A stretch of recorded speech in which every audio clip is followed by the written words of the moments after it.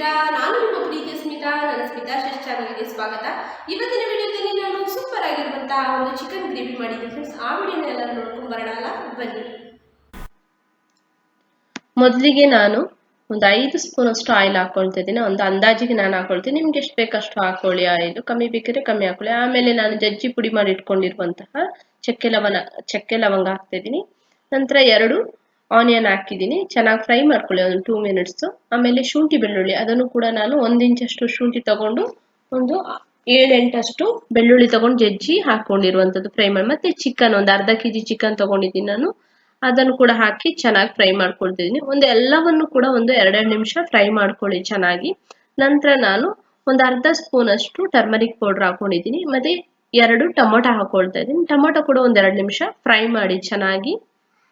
ಈ ರೀತಿ ಚೆನ್ನಾಗಿ ಫ್ರೈ ಮಾಡ್ಕೊಳ್ಳಿ.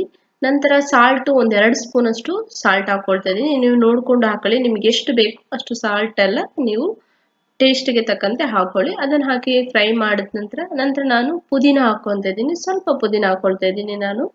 ಅದನ್ನು ಹಾಕಿ ಚೆನ್ನಾಗಿ ಫ್ರೈ ಮಾಡ್ಕೊಳ್ಳಿ. ಎಲ್ಲವನ್ನು ಕೂಡ ಒಂದು 2 ನಿಮಿಷ ಫ್ರೈ ಮಾಡ್ಕೊಳ್ಳಿ. ಮತ್ತೆ 2 ಸ್ಪೂನ್ ಅಷ್ಟು ನಾನು ಧನಿಯಾ ಪೌಡರ್ ಹಾಕ್ಕೊಂಡು ಅದನ್ನು ಕೂಡ 2 ನಿಮಿಷ ಅಷ್ಟು ಫ್ರೈ ಮಾಡ್ಕೊಳ್ತಾ ಇದ್ದೀನಿ.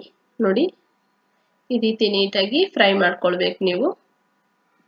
ನಂತರ ನಾನು ಚಿಲ್ಲಿ ಪೌಡ್ರು ಜಾಸ್ತಿ ಹಾಕಲ್ಲ, ಒಂದು ಸ್ಪೂನ್ ಅಷ್ಟು ಹಾಕೊಳ್ತಾ ಇದ್ದೀನಿ. ಯಾಕಂದ್ರೆ ಇವಾಗ ನಾನು ಮಸಾಲ ಹಾಕೋದ್ರಿಂದ, ಚಿಕನ್ ಮಸಾಲ ಹಾಕೋದ್ರಿಂದ ಅದರಲ್ಲೇ ಒಂದು ಸ್ವಲ್ಪ ಖಾರ ಇರೋದ್ರಿಂದ ನಾನು ಜಾಸ್ತಿ ಚಿಲ್ಲಿ ಪೌಡರ್ ಹಾಕೊಂಡಿಲ್ಲ. 1 ಸ್ಪೂನ್ ಅಷ್ಟು ಹಾಕೊಂಡಿದ್ದೀನಿ. ನೋಡಿ, ಇದು ಚಿಕನ್ ಮಸಾಲ ಆ್ಯಡ್ ಮಾಡ್ತಾ ಇದ್ದೀನಿ ಇವಾಗ. ಇದನ್ನು ಕೂಡ ಹಾಕಿ ಚೆನ್ನಾಗಿ ಫ್ರೈ ಮಾಡ್ಕೊಳ್ಳಿ. ನೀವು ನೋಡ್ತಾ ಇದ್ದೀರಲ್ಲ, ಎಲ್ಲವನ್ನು ಕೂಡ 2 ನಿಮಿಷ ಫ್ರೈ ಮಾಡ್ಕೊಳ್ಳಿ. ಆವಾಗಲೇ ನಿಮಗೆ 3/4% ಅಷ್ಟು ಚಿಕನ್ ಬೆಂದಿರುತ್ತೆ.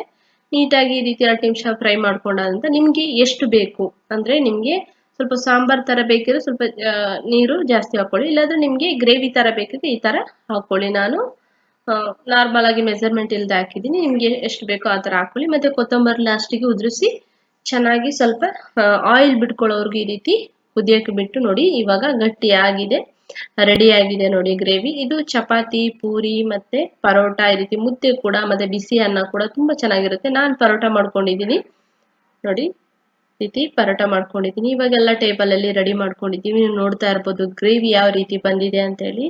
ತುಂಬಾ ಕ್ವಿಕ್ ಅಂಡ್ ಈಸಿ ಆಗಿರುವಂತಹ ಗ್ರೇವಿ ಅಂತಾನೆ ಹೇಳ್ಬೋದು. ಬಹಳ ಟೇಸ್ಟ್ ಕೂಡ ಇರುತ್ತೆ ತಿನ್ನಕ್ಕೆ. ನೀವು ಆರಾಮ್ಸೆ ಬೇಗ ಏನಾದ್ರೂ ನಮ್ಗೆ ಸ್ಪೆಷಲ್ ಆಗಿ ಏನಾದ್ರು ಮಾಡ್ಕೊಳ್ಬೇಕು ಈ ರೀತಿ ಚಿಕನ್ ಅಲ್ಲಿ ಅಂದ್ರೆ ಈ ರೀತಿ ಮಾಡ್ಕೊಂಡು ಆರಾಮ್ಸೆ ತಿನ್ಬೋದು.